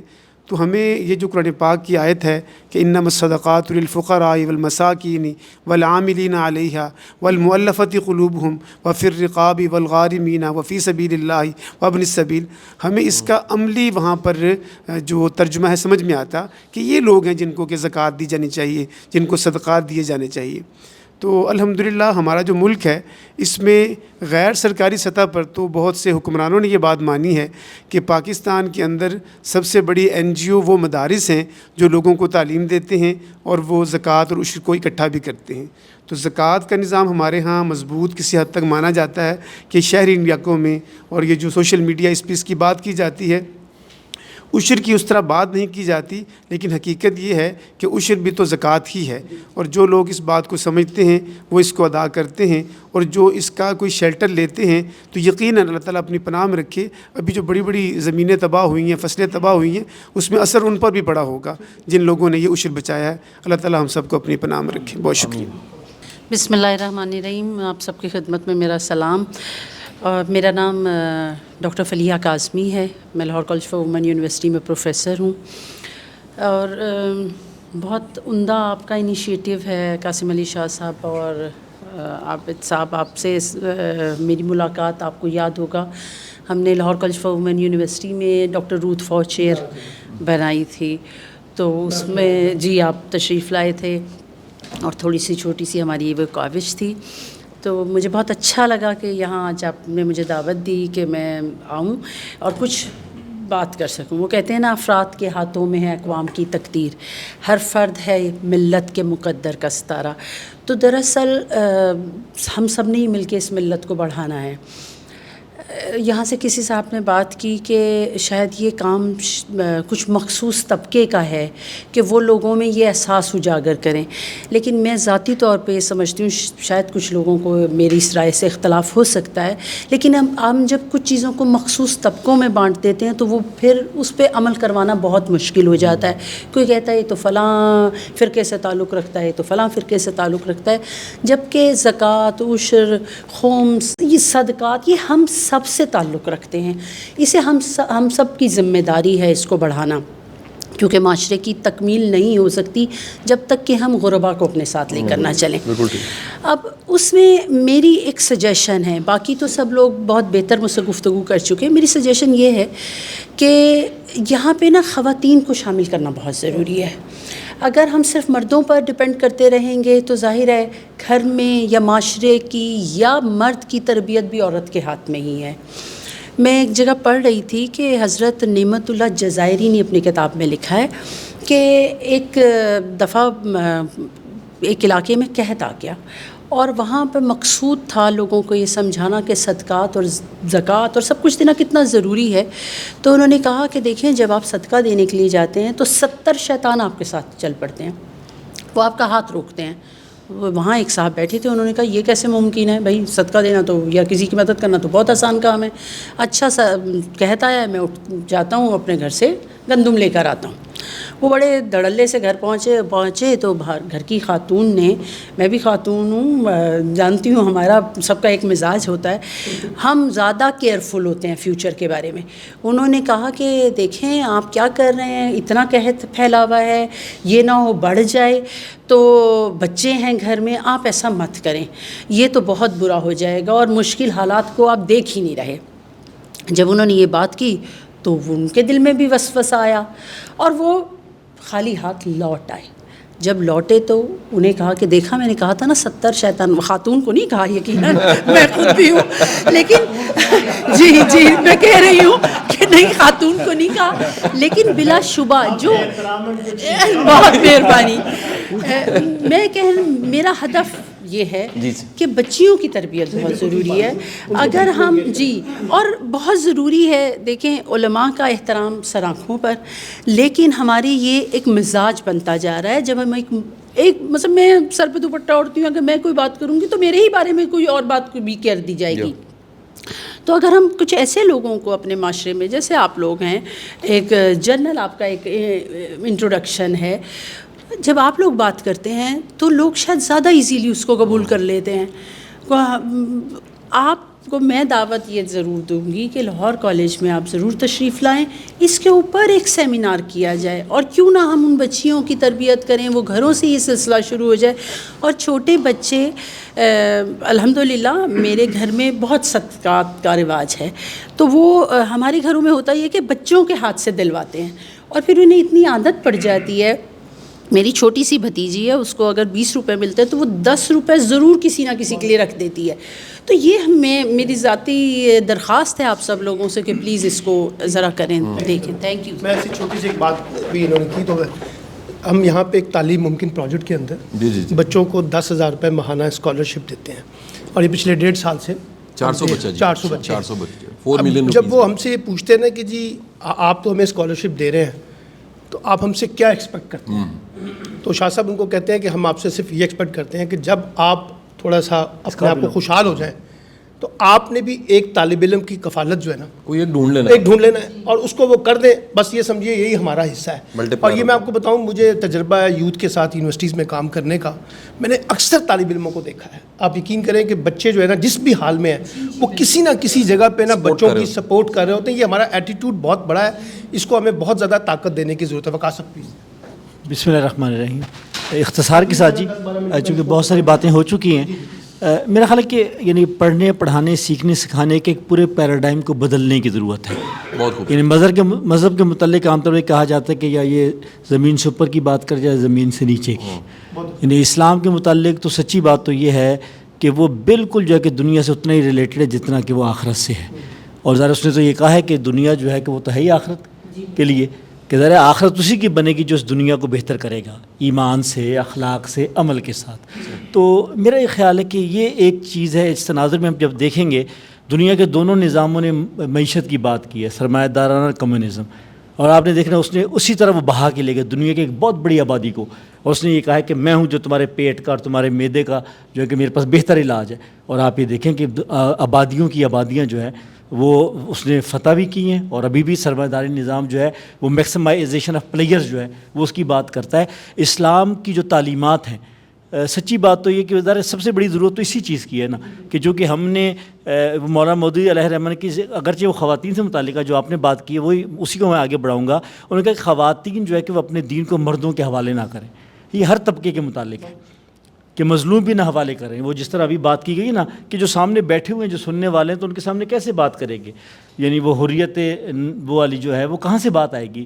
اصل میں چیز یہ ہے کہ اس کی ضرورت ہے کہ ہم یہ بتائیں. اور پھر سب سے اہم چیز یہ ہے کہ جو اسلام کا جو پہلو جو عادلانہ اور منصفانہ کہ جو دنیا کے معاملات کے اندر جو ہے، ظاہر ہے یہی وجہ ہے کہ جو بات بالکل ٹھیک کی ہے ڈاکٹر سمیہ صاحبہ نے کہ بھئی ایک عجیب یعنی ایک ایسے معاشرے میں کہ جس کو دنیا مان رہی کہ جو بہت سب سے بڑھ کر چیریٹی کرنے والے ٹاپ پر ہے، یعنی لوگ حکومت کو نہیں دے رہے. یعنی حیرت کی بات، یعنی لوگ ریاست کو نہیں دے رہے. پوری دنیا ریاست کے ذریعے سے ترقی کر رہی ہے، سیاست کے ذریعے سے، لیکن ہمارے یہاں وہ نہیں کر رہے. لوگ انڈیویجولس کو دے رہے ہیں یا دے رہے ہیں لوگ اس کو پرائیویٹ سیکٹر کے اندر. لیکن المیہ یہ ہے کہ اس کے نتیجے میں ایک نئی کلاس پیدا ہو رہی ہے. یعنی ایک خاتون یو کے سے آئی ہے اسی فلڈ میں، وہ مجھے ملی ہیں اور انہوں نے کہا کہ وقاص صاحب میں روہنگیا کے کیمپوں میں بھی گئے ہوں لیکن جو سندھ کے لوگ ہیں اس سے بھی گئے گزرے. یعنی مجھے اس پر حیا آئی کہ اس نے یہ کہا ہے کہ میں روہنگیا کے بنگلہ دیش کیمپوں میں گئے ہوں، لیکن جو سندھ کے ہم نے چہرے دیکھے ہیں کہ جو کتنے سالوں سے جو ہے کہ یہ المیہ ہے. تو ہمیں بتانے کی ضرورت ہے کہ اسلام کی جو تعلیمات ہیں، دیکھیے وہ جو آپ نے بالکل ٹھیک ہے علماء نے کہ نماز کے بعد اس نے نماز کو فرض کیوں قرار دیا مسجد کے اندر.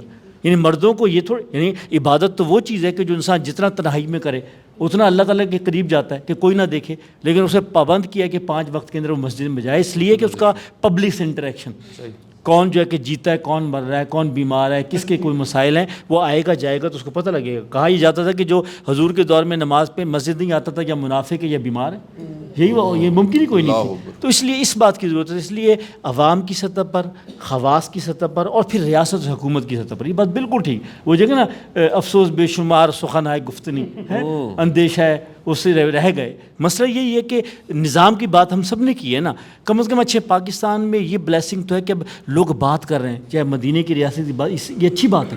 اس کا مطلب ہے لوگوں کی توجہ تو آ گئی ہے کہ نظام. اب مسئلہ یہ ہے کہ بھئی آخر وہ لوگ کہ جن کو یہ کرنا چاہیے وہ کیوں نہیں کر پا رہے. تو اس بہرحال یہ ہے, تو بہرحال میرا خیال ہے کہ یہ آغاز ہے. اور میرا تعلق چونکہ تعلیم اور تدریس سے ہے, مجھے یاد ہے کہ ہم شروع میں جب پرائمری میں پڑھتے تھے یا مڈل میں تو سود کے سوال ہوتے تھے. مجھے ایک دم یہ خیال آیا کہ بھئی ہمیں اپنے نصابات کے اندر بھی عشر کے سوالات, زکوٰۃ کے کیلکولیشن کے سوالات ان کو لانے کی ضرورت ہے. بہت بہت شکریہ سر. اور اگین قاسم ملی صاحب کو میں اپریشیٹ کرنا چاہوں گا کہ وہ انیشیٹو انہوں نے لیا.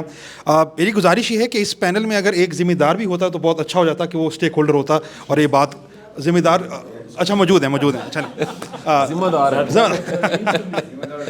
ٹھیک. اچھا پہلے تو میں ایگری کروں گا حماد صاحب نے جو بات کی تھی کہ بالکل, کیونکہ ہم انوائرمنٹ کو دیکھتے ہیں تو اس وقت شہر اتنے پھیل گئے, کراچی دیکھ لیں, لاہور دیکھ لیں یا باقی کسی شہر کی بات کریں تو ہماری زراعت اب دیکھ لیں, زرعی زمین جو یہ پنجاب یونیورسٹی کی بھی دیکھ لیں, اس میں شوکت علی روڈ بن گئی اور پھیل گئی, تو لوگ ٹرانسفر ہو گئے, ان کا ذریعہ معاش جو ہے وہ زراعت سے ہٹ کے بزنس کی طرف آ گیا.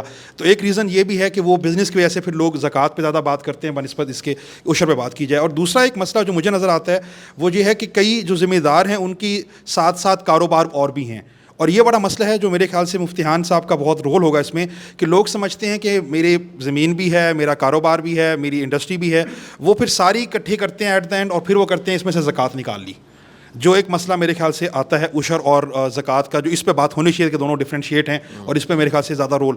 باقی شاہ صاحب نے جو سوال کیا اس پہ بھی بات بہت ضروری ہے کہ یہ جو لنگر خانے کا کلچر بن گیا ہے, کیا ان کو صدقات زکوٰۃ دی جا سکتی ہے نہیں جا سکتی, اس پہ بھی میرے خیال سے علماء کرام بیٹھے ہیں, یہ بات پبلکل بھی ہونی چاہیے اور ان کا رول ہونا چاہیے کہ یہ بات کریں کہ صدقہ زکوٰۃ دینا جائز ہے یا جائز نہیں ہے. اس کے علاوہ حکومت کے لیول پہ بات بالکل صحیح ہے کہ ادارے نہیں ہیں, لوگ پہلے بینک سے وہ دے دیتے ہیں سرٹیفکیٹ کہ ہماری زکوٰۃ نہ کاٹیں آپ, اور وہ اس کی مسئلہ ہے کہ لوگ اعتبار نہیں کرتے. لیکن ہمارے سامنے معاشرے میں وہ ادارے ہیں جو کام کر رہے ہیں, اخوت ہے, الخدمت ہے. ابھی فلڈ میں دیکھ لیں کہ لوگوں نے دیا کیونکہ لوگوں کو نظر آیا کہ ہمارے پیسے صحیح جگہ پہ لگ رہے ہیں, مستقین تک جا رہے ہیں. تو یہ بات بالکل صحیح ہے کہ گورنمنٹ کو کوسنے کی بجائے ایک ہوتا ہے کہ what can be done and what can be discuss. تو ہم ڈسکس تو بہت کچھ کر سکتے ہیں, ہمیں جو کرنا چاہیے وہ ہم اپنے رول پلے کرنا چاہیے. اور مسجد ایز اے کمیونٹی سینٹر جو حماد صاحب نے بھی بات کی, میرے خیال سے اس کو مفتیان کرام بھی اور ہمارا رول بھی بہت ہے کہ ہر علاقے کی جو بھی مسجد ہے اس کو کمیونٹی سینٹر کے طور پہ امپاور کیا جائے لوگوں کو, اور بات کی جائے, اور وہ اگر امپاور ہوتی ہے سینٹر مسجد تو اپنے معاشرے میں اپنے سوسائٹی کو وہ ہیلپ کر سکتی ہے اور رول پلے کر سکتی ہے. بہت بہت شکریہ جی, تھینک یو. بسم اللہ الرحمن الرحیم. بہت شکریہ سر. سب سے پہلا میری نظر میں مسئلہ یہ ہے کہ ہم دین کی تعبیر عامت الناس کے سامنے کیا پیش کر رہے ہیں. ہمارے ہاں دین کی تعبیر کا سب سے بڑا مسئلہ یہ رہا ہے کہ ہم فقط چند معاملات پر ہی فوکس کر پاتے ہیں, جبکہ اگر ہم قرآنک ریفرنسز سے دین کی فلسفی کو دیکھیں تو یا دین کو یا نیکی کو دیکھیں تو قرآن کریم کی سورہ البقرہ ہے ورس نمبر 177, اس میں آغاز میں فرمایا کہ لیس البر ان تولوا وجوہکم قبل المشرق والمغرب, کہ حقیقی نیکی یہ نہیں ہے کہ آپ چہرے جو ہیں وہ مشرق یا مغرب کی طرف. اور آگے جا کر آیت میں فرمایا وآت المال علی حبہ ذوی القربى والیتامى والمساکین, یعنی حقیقی نیکی کو ڈیفائن کیا کہ وہ اپنے جو قریبی رشتہ دار ہیں ان کو دینا جو ہے وہ سب سے بہتر جو ہے وہ صدقہ ہے. تو اس ایک آیت کا ریفرنس, اور دوسرا ریفرنس ہمیں سورۃ الماعون کا ملتا ہے جس میں فرمایا ارأیت الذی یکذب بالدین, کہ کیا تم نے اس شخص کو دیکھا جو دین یعنی یوم آخرت کو جھٹلا رہا ہے. فذلک الذی یدع الیتیم, وہ یتیم کو جو ہے وہ دھکے دے رہا ہے, وہ مسکین کو کھانا کھلانے پر ابھار نہیں رہا. بنیادی طور پر یہ آیت ابو جہل یا ولید بن مغیرہ کے حوالے سے نازل ہوئی تھی, مگر اس کا بنیادی فلسفہ کیا ہے کہ وہ شخص دین کو آخرت کو جھٹلا رہا ہے جو یتیم کے حوالے سے, غریب کے حوالے سے, مسکین کے حوالے سے جو ہے وہ خیر خواہی کے جذبات نہیں رکھ رہا. اور تیسرا جو ریفرنس ہے وہ سورہ آل عمران کا ہے لن تنالوا البر حتی تنفقوا مما تحبون, کہ تم اس وقت تک جو ہے وہ نیکی حاصل نہیں کر سکتے جب تک کہ سب سے زیادہ اپنی محبوب چیز اللہ کی راہ میں قربان نہ کر دیں. اب یہاں پر بہت خاص بات ہے کہ ہر بندے کی محبوب چیز الگ ہے, یہ نہیں ہے کہ سب کی چیز ایک ہی ہے محبوب. کسی کے لیے مال ہے, کسی کے لیے اولاد ہے, کسی کے لیے فلاں ہے, تو وہ तुहिब्बून यानी कि मोहब्बत वाली चीज़ जब तक अदा नहीं कर देता, कुर्बान नहीं कर देता अल्लाह की बारगाह में, तो वो नेकी की फ़िलोसफ़ी को या दीन की फ़िलोसफ़ी को नहीं समझ सकता। तो ये 3 रेफरेंस, और चौथा हदीस का रेफरेंस है। हज़ूर नबी करीम सल्लल्लाहु अलैहि वसल्लम ने इरशाद फरमाया अद्दीनुन नसीहा, कि दीन जो है वो खैर खाही का नाम है। तो मतलब ये कि हम जो उलमा हमारे और हमारा जो रिलीजियस तबका है, हम दीन की ताबीर लोगों के जहनों में उस तरह से डाल ये रासिख नहीं कर पाए जैसे हमें करनी चाहिए थी। तो पहला मसला तो ये है। और दूसरा मसला इसके साथ मैं रिलेट करूँगा कि हमारे यहाँ दीन के अंदर समाज की क्या इंपॉर्टेंस है, मुआशरे की क्या इंपॉर्टेंस है। सर ने एक रेफरेंस दिया कि एक घर में आप नमाज़ पढ़ रहे हैं तो आपको एक ही नमाज का सवाब है, मगर आप मस्जिद में पढ़ रहे हैं तो 27 नमाज़ों का सवाब है। तो यानी कि फ़िलासफ़ी ये आती है कि वहाँ पे आप गरीब को मिल रहे हैं, यतीम को मिल रहे हैं, आप उनसे इंटरेक्शन कर रहे हैं, तो आपको उसके दुख दर्द का सहारा मिल रहा है। और दूसरा इसमें जो मैं रेफरेंस देना चाहूँगा, इस्लाम कहता है कि जब आप किसी से मिलें तो कहीं अस्सलामु अलैकुम। तो यानी जब आप किसी से मुस्कुरा के, और हदीस में है कि मुस्कुरा के मिलना सदका है, अब आप जब मुस्कुरा के मिलते हैं तो अगला बंदा जो है वो आपसे बात करने के लिए राज़ी हो जाता है, यानी उसका एक जो वो बॉन्ड बना होता है वो ब्रेक हो जाता है। तो साइकोलॉजिकली वो अपना दर्द आपसे बयान करना चाहेगा। जब आप उसको सलाम कर रहे हैं, जब आप उसके साथ मुस्कुरा के मिल रहे हैं, तो गोया कि वो जो फ़िलासफ़ी है पीछे कि आप उसकी जो खैर खाही का पहलू है वो आपको वो बयान करेगा। तो ये 2 पहलू। और तीसरा सर पहलू ये है कि जो उशर और ज़कात के हवाले से अगर स्टेट लेवल पे देखा जाए, ज़कात के हवाले से ये कहा गया है कि वो स्टेट रिस्पॉन्सिबल है। हदीस में भी है अल्फाज कि वो स्टेट कलेक्ट करे। जैसे सैयदना सिद्दीक़ अकबर रज़ियल्लाहु तआला ने जिहाद भी किया, और खुज़ का लफ्ज़ है, खुज़ का मतलब ये कि आप उनसे लें और ज़बरदस्ती लें। अगर वो नहीं भी देते तो आप उनको इस बात का पाबंद करेंगे। 1978 में ऑर्डिनेंस पास हुआ ज़िया के दौर में उशर और ज़कात पे, और उसके 5 लेयर्स बनाई गई थी, एक सेंट्रल लेवल पे, दैन प्रोविंशियल लेवल पे, दैन डिस्ट्रिक्ट लेवल पे, दैन लोकल लेवल पे। ये 5 जो थी इनको थोड़े वक्त के लिए राजी रखा गया। उसके बाद ये फिर 7 दिसंबर 2010 में इनको जो है वो ख़त्म कर दिया गया। तो ये निज़ाम तो मौजूद है, मगर इसको ज़रूरत ये है कि इसको इम्प्लीमेंट किया जाए। तो स्टेट लेवल पे इसकी ज़रूरत है। बहुत शुक्रिया सर। बिस्मिल्लाहिर्रहमानिर्रहीम। मैं इस सारे सिस्टम में मैं इसकी पॉजिटिविटी की तरफ जाऊंगा, जो इसकी पॉजिटिविटी मैं भी देख रहा हूँ और आप सब भी उसके। मैं एक गांव में रहता हूँ और गांव का सारा सिस्टम है, 4 मदरसे मेरे गांव में हैं, और चारों के चारों मदरसे जो हैं वो उसी उशर पर चल रहे हैं।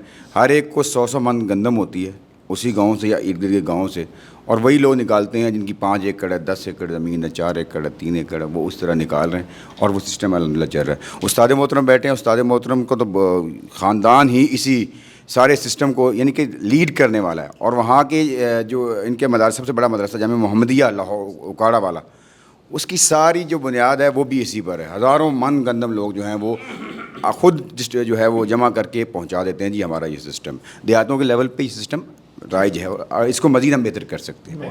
मैं सबका शुक्रिया अदा करता हूँ, प्रोफेसर साहब आपका, जाफ़री साहब, सब दोस्तों का शुक्रिया। मैं ये बताता चलूँ कि ये फॉरम्स जो हमारे हैं ये हमने को 2-3 माह पहले शुरू किए। हैरान कुन हद तक इसका फ़ीडबैक आया। कई ऐसे फॉरम्स थे जिनका सोशल मीडिया पे व्यूड मिलियंस में था, और हम हैरान थे कि घंटा निकाल के आज के ज़माने में कोई अगर एक फॉरम को सुनता है तो उसने बड़ी कुर्बानी दी। सेकंड्स पे सोशल मीडिया ले गया, मिनट्स पे ले गया, और उसमें को घंटों की नशिस्त को सुन ले। दूसरा, क्योंकि ये हर फॉरम छप जाता है एज़ इट इज़, पूरा कंटेंट लिखने वाले सब इसको प्रिंट कर देते हैं जितने अखबारात में मुमकिन है, ख़बर की शक्ल में नहीं, मुकम्मल फ़ीचर की शक्ल में। तीसरा, इसका ये भी पहलू है कि हम इसे तमाम मुमकिना मीडियाज़ पे, चैनल्स पे इसकी रिपोर्ट को चलवा देते हैं कि इस मौजू पे बात हुई। चौथा, आज हमारे एक बड़े अहम गेस्ट मिसिंग भी हैं, DG औकाफ ताहिर रज़ा बुखारी साहब। मेरी उनसे भी दरख्वास्त थी कि हम इस तरह के मौजूआत इस तरह आपके फॉरम्स पे भेजें और मिंबर से इन मौजूआत पे बात भी हो एक बड़ी इज्तमाही सतह पे, यानी ये कमरे से निकल के ये माशरे की तरफ चले जाएँ। मैं आज सिर्फ इस एक छोटे से मौजू के साथ, छोटे से सवाल के साथ आज के सेशन का इख्तिताम करता हूँ, और मैं दरख्वास्त करूँगा कि नेक्स्ट टाइम ये जो मौजू मैं आज बता रहा हूँ इसको प्रोफेसर हमाद लखवी साहब हेड करें। मौजू ये है, यानी एक फ़ॉरम आइंदा जो हम रखना चाह रहे हैं, मौजू ये है कि दीन क्या सिर्फ उल्मा के समझने की चीज़ है कि आम बंदे के समझने की चीज़ है। इसका पहलू ये है कि سیرت جو ہے وہ لائف سٹائل ہے، صرف عبادات نہیں تھی. یعنی بھوک کے ساتھ کھانا کھانا کتنا ضروری ہے. پروفیسر صاحب ہم نے کچھ عرصہ پہلے ہیلتھ پہ فورم کروائے، تمام کے تمام ہیلتھ کے ایکسپرٹس اس نتیجے پہ پہنچے کہ 80% بیماریاں جو اس معاشرے میں موجود ہیں وہ غلط لائف سٹائل کی وجہ سے، یعنی وہ کسی جراثیم کی وجہ سے نہیں آئیں، وہ غلط لائف سٹائل کی وجہ سے اس معاشرے میں غلط کھانوں کی وجہ سے آئی ہیں، جس وجہ سے ہاسپٹل پہ ہاسپٹلز بنتے جا رہے ہیں.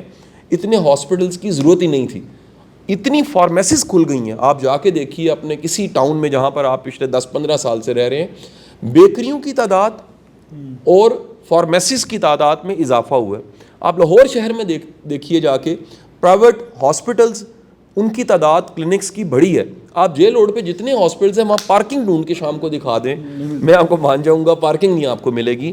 کیا بیماریاں پہلے نہیں تھیں؟ کیا اب آئی ہیں؟ اور یہ جو آئی ہیں، ہیلتھ کے ایکسپرٹس یہ بتاتے ہیں کہ 80% بیماریاں وہ غلط لائف سٹائل کی وجہ سے ہیں. میں آئندہ سر چاہوں گا سر آپ اس کو ہیڈ کریں اس نیکسٹ مجلس کو، اور اس کا موضوع جو ہے وہ لائف سٹائل، دین کا لائف سٹائل کیا تھا. اور ایک عام بندے کے لیے، میں فقہی مسائل کی اور فتویٰ کی بات نہیں کر رہا، عام زندگی گزارنے کے جو ڈھنگ ہیں. مثلا کیلولا ساری دنیا متفق ہے. سر کسی زمانے میں اس ادارے کا نام تو نہیں لوں گا، آپ سمجھیں جن اداروں کے نام نہیں لیے جاتے اس کی وجہ کیا ہوتی ہے، لیکن they hired me for a task کہ ہمارے ہاں ہارٹ اٹیک بڑھ رہا ہے، سوسائڈز بڑھ رہی ہیں. تو ایک ریسرچ میں نے پڑھی اس زمانے میں، پتہ لگا کہ 63% ہارٹ اٹیک کا خدشہ کم ہو جاتا ہے اگر کیلولا کیا جائے، کیونکہ سٹریس مینج ہو جاتی ہے. تو جو سنت اور سیرت میں تھا، صحت مند انداز، اطوار زندگی، لائف سٹائل، اس کو ہم انکریج کرنا بھول گئے. اس طرح کے موضوع پہ بھی میں چاہوں گا آئندہ ایک مکالمہ ہو. میں آپ سب کا بڑا شکریہ ادا کرتا ہوں.